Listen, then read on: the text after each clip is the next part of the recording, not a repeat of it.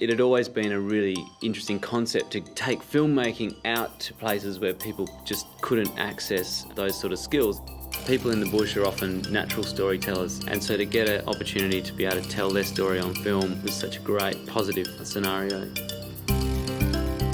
It started from very small beginnings. It grew in terms of how many communities were impacted. Just to see all these people just having so much fun, laughing at themselves and laughing at other people. What was fantastic about the Roadshow films is that they could cover a whole lot of different genres, from comedy to drama, animation, music videos. It didn't have to be traditional. It's a good show because it's starring everyone that you know.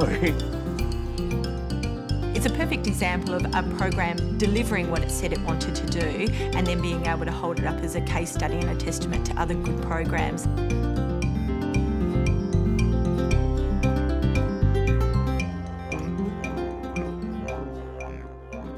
So the Making Movies Roadshow is a filmmaking workshop which travelled to remote locations around Western Australia.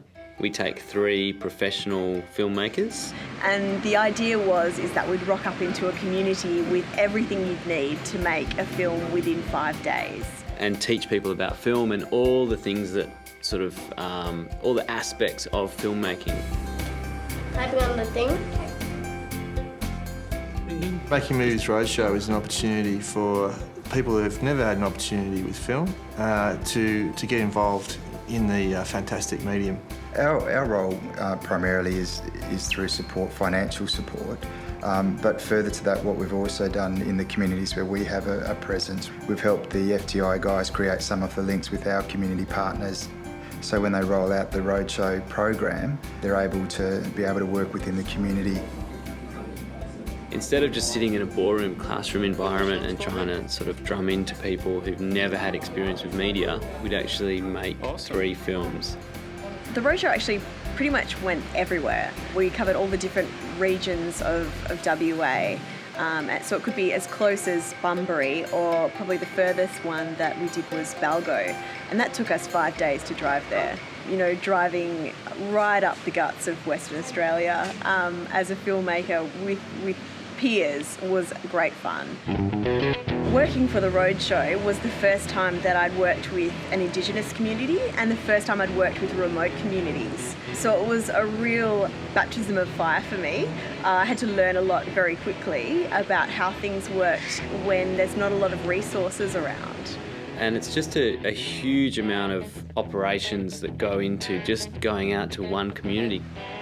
By the time you actually arrived in the community, a number of things might have changed. Sometimes, you know, there's been a funeral or, or mum wants to go to town or something's gone on, there's no one around. Sometimes we'd have to drive around and inspire people to come and join in the fun. Eventually you'd get a core group of, say, 15 people, and then you would basically start the project.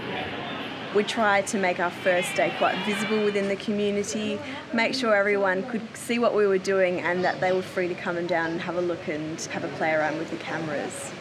We'd sort of show some Roadshow films to start with, and that would sort of get people interested, and they'd often go, "Hey, that's my cousin, you know, that's Aaron," or, you know, they'd get all excited and they'd actually see that other people were doing it.